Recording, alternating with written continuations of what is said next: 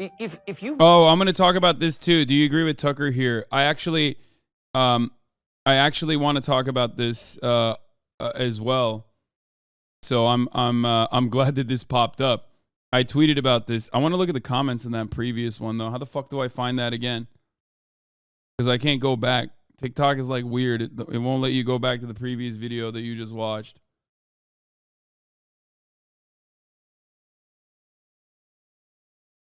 No, I can't go back. TikTok is like TikTok desktop scrolling doesn't let you go back. Press up. Oh. Hasan, what arguments? Thank you. That was smart. No company on this planet would choose making no money over making less money, plain and simple. Hasan's so smart. Giant corporations would never control our government enough to do that. Companies wouldn't ever move because of less profit. Wait, this guy just didn't understand what I just said. I didn't say our current government's doing that. I said our government should do that. A company that moves overseas still has to pay tax in the U.S. for profit made here. Where are they going to go? Exactly.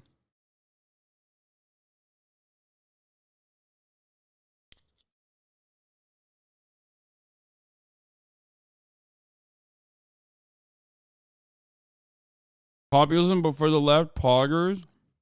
Bad arguments.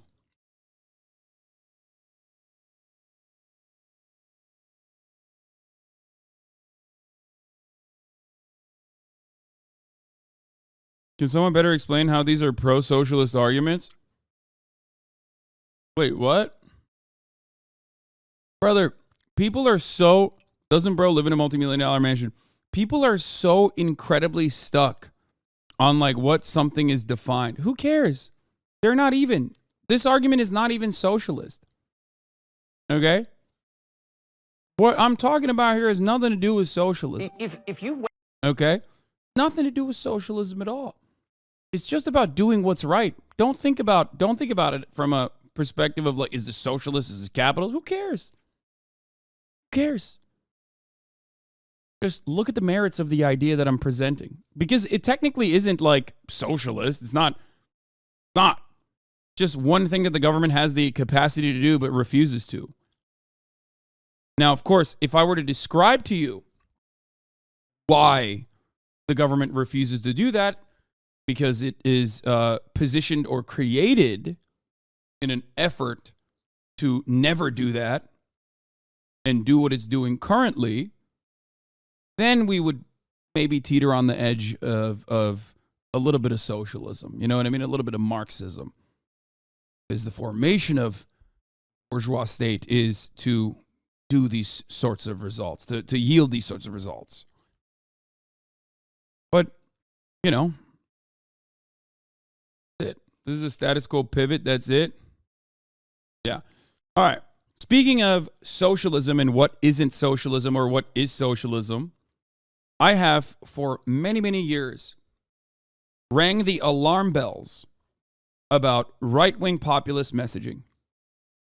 Talked about how if the Democratic Party continues to behave as a bottleneck towards any sort of leftist economic populism, any sort of leftist momentum, the right will understandably utilize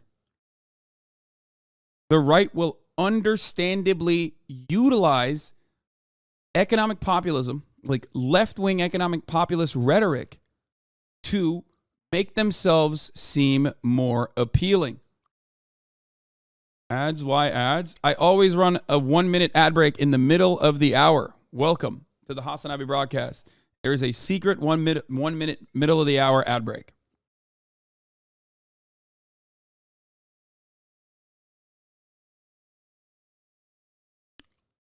That's why I tell you to subscribe. Hey, man, I know we're past that point of the broadcast, but I want to say thanks. You helped me get back into the gym, and my diet cleaned up. I'm down like 10 pounds in 2 months or so, lifting big and even doing cardio. Fuck yeah, that's awesome. Anyway, the ad break is over already, so, you know, it is what it is. But here, a lot of people don't even get it. No, the ad break is over. Okay, so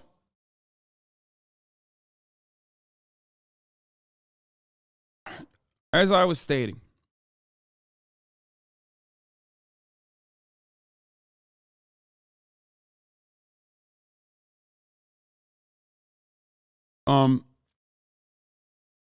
yeah, they also appropriate anti-war sentiment. Exactly. The right will use propaganda because propaganda is all the right has. Now, the Democratic Party also is not really interested in, defending the left or anything like that, or defending workers or anything like that. Okay. But Tucker Carlson will nefariously utilize pro-labor sentiment and get a bunch of suckers on the left to go, oh man, he's really spitting. This is very dangerous. If Tucker Carlson can get pro-worker sentiment to the right by saying this sort of stuff, then I'm all for it. But I do not want dummies that are baby leftists to turn around and act like this is actually fire, because it's not. And I will describe to you why it's not. And not because Tucker is disingenuous here, which I will prove. He is a libertarian. But because he's also stupid with his assessment of the situation and his advocacy. So let's take a look.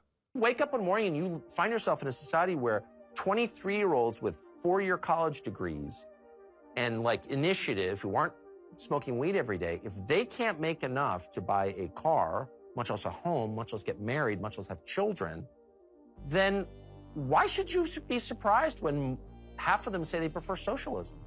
Well, you should not be surprised. I agree to a certain extent. I think that the question is when the pedal hits the metal. Like you talk in the book about technology and how it's shifting and taking away jobs from folks. Yes. And you make specific reference to truck driving and the fact that there are going to be these automated cars on the roads. So would you, Tucker Carlson, be in favor of restrictions on the ability of trucking companies to use this sort of technology specifically to, sort of artificially maintain the number of jobs that are available in the trucking industry? Are you joking? In a second. In a second. In other words, if I were president, what I say to DOT, the Department of Transportation, we're not letting driverless trucks on the road, period. Why? Really simple. Driving for a living is the single most common job for high school educated men in this country, in all 50 states. By the way, that's the same group whose wages have gone down by 11% over the past 30 years. The social cost of eliminating their jobs in a 10-year span, 5-year span, 30-year span is so high that it's not sustainable. So the greater good is protecting your citizens from, look, capitalism is the best economic system I can think of. I think that anyone's ever thought of. Oh, wow. Interesting. Okay. I wanted to let it ride for you guys to see everything. I'm going to finish it off and then I'm going to address it point by point. But that doesn't mean that it's a religion and everything about it is good. No, but there's no Nicene Creed of capitalism that I have to buy into. What I care about is living in a country where, decent people can live happy lives, actually. And so, no, I would say immediately, no, are you joking? And I maybe would make up some pretext for public consumption, like, oh, they're dangerous. The technology is not quite finessed. No. But the truth would be, I don't want to put 10 million men out of work because you're going to have 10 million dead families, and the cascading effect from that will wreck your country. Interesting. So what is Tucker Carlson doing here? The reason why when you hear what he says here, the reason why you say, oh man, he's really spitting, is because he's a very good propagandist. I'm not going to say that it's because you're silly and because you don't understand socialism or because you don't understand Marxism or anything like that. It's because Tucker's a very good propagandist. That much we all admit. Now, number one, is the Swanson frozen food dynasty recipient who lived in the lap of luxury and a beneficiary of tremendous amounts of intergenerational wealth and prosperity that currently works for the multi-billion-dollar reactionary propaganda arm of the reactionary Republican Party, genuine when he says, if I was in charge of things, I would literally get the government to stop automation. Automation that would, in a capitalist sense, absolutely improve the efficiency, reduce the bottom line, and improve profit margins subsequently of the trucking industry, right? Does Tucker Carlson, who is a libertarian, truly believe that? Fuck no. If you think that he is just actually genuine about that, well, I got a bridge to sell you. I got some NFTs to sell you. Okay? Because Tucker Carlson's entire point, and the reason why he is like allowed to have a $100 million contract or whatever at Fox News, his entire purpose of existence is because he very effectively brings you in with like some pro-labor sentiment, right?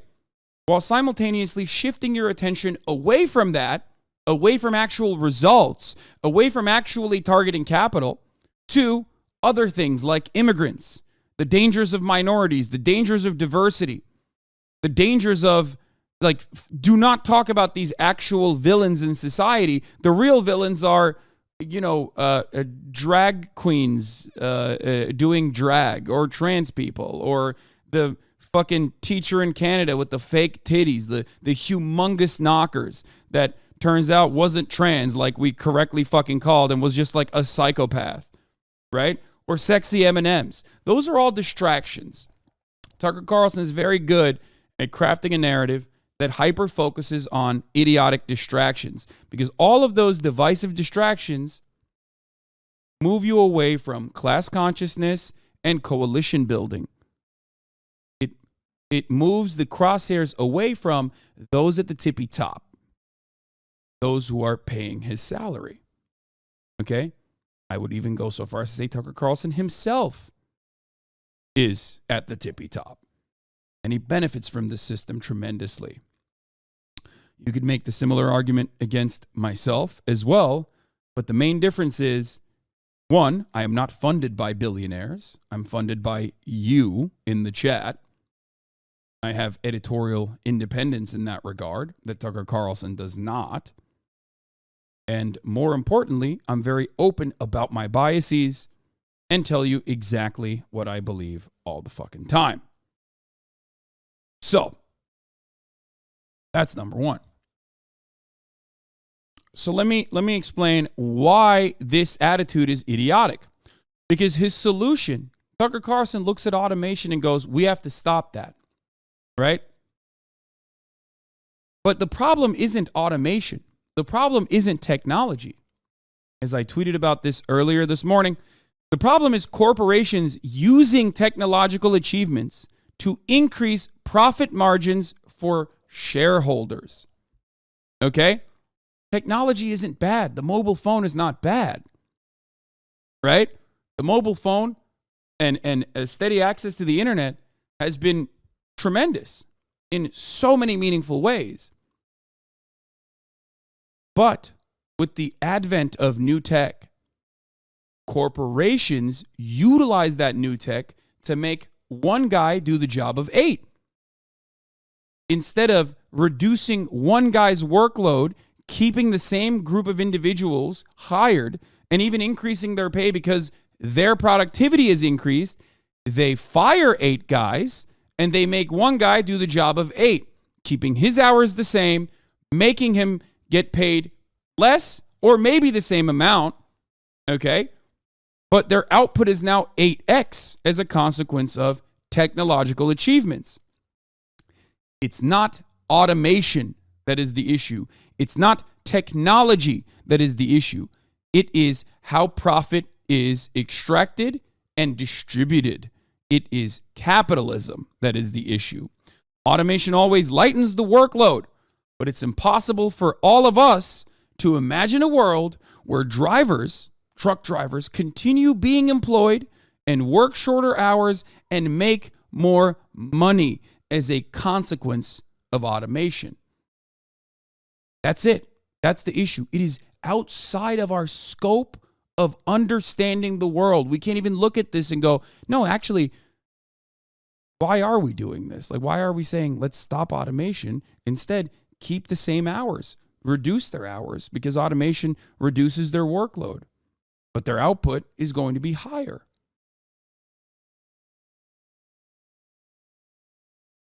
And the secondary part that I find even funny about his dishonest rant is that even in his own dishonest rant, where he creates a hypothetical where the government is interfering in profit-seeking behavior of truck corporations, like these mega corporations that are handling logistics, right? That interference is stopping automation and not stopping the company from reducing their work force after they get this new tech. Why? Why wouldn't you just literally say, if you're in the business of, government interference in businesses, right? If you believe that, which Tucker Carlson claims he does, right? I mean, that's a crazy thing that the Department of Transportation is just going to say, no, you can't use automation. You can't use self-driving cars. If you are in the business of doing that, that means you're in the business of anti-capitalism. That means you are in the business of utilizing the state to reduce profit margins. You are in the business of state interference in commerce, which I am in that business. I love that. I'm a fan of that business. But if you believe that the government should interfere in business, like I do, okay, and regulate, why the fuck wouldn't you just also want the workers to work less hours as a consequence of automation?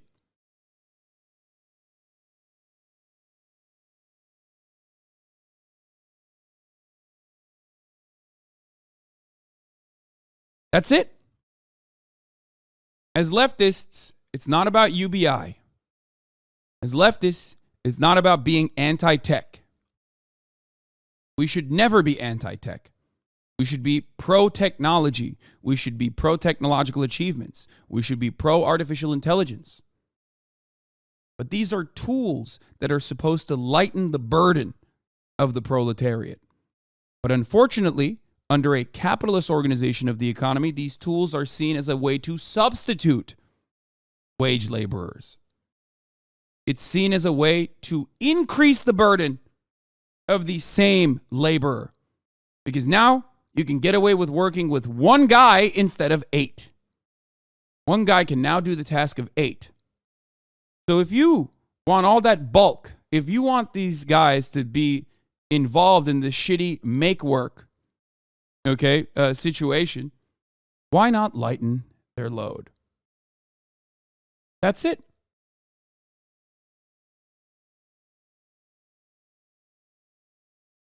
That is absolutely it. And any Marxist worth their salt should be able to see through this ruse here. Okay? That's it. Anyone who understands anything about Marxism, anyone who understands anything about socialism should be able to look through that and go, hold on, there is a better way out there. Okay? This is a great example, by the way. I've developed some automation at my job that in theory has offloaded some of our department's work, but our department keeps it somewhat under wraps from upper management because it had become the new standard. Remember, when I talked about ChatGPT, when I talked about AI replacing workers, what did I say? I told you AI right now could be a very helpful tool for you at your job, especially if you're doing copywriting or whatever, right? As long as your bosses are not aware of it. Because in the short period when new tech innovation happens, you can use it to lighten your workload. It can be a pro-worker tool. But the moment that your bosses are aware of it, they will use it to fucking swap you with that thing. Even if it hurts the consumers at the end of the day. Even if the product is worse at the end of the day. You can use the AI to lighten your workload as long as your bosses are not aware of it. Once your bosses are aware of it, capitalism kicks in. Now, well, you have this tool. We're going to take it for granted. Why don't you just fucking work the tool and we can fire 5 other people and now you're in charge of all of their workload because now you have a very helpful tool here. That's efficiency. That's called eliminating redundancies. It's at the heart of capitalism.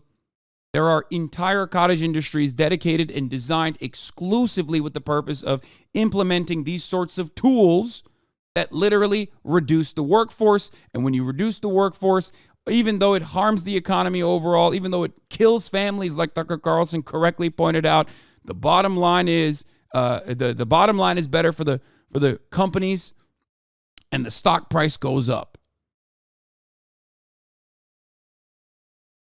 That's it. That's how this works, which is precisely why I say, not technology that is your enemy. It is capital owners, capitalism that is your enemy. These corporations only care about their shareholders. They only care about the stock price going up. They only care about quarterly earnings. They only care about profit margins increasing. We all know profit rate has a tendency to decline. This is at the heart of Marxism. Or maybe I'm completely wrong, and everything about Marxism that I know, it's fraudulent because I do not have the knowledge of systems and how we should be building a system.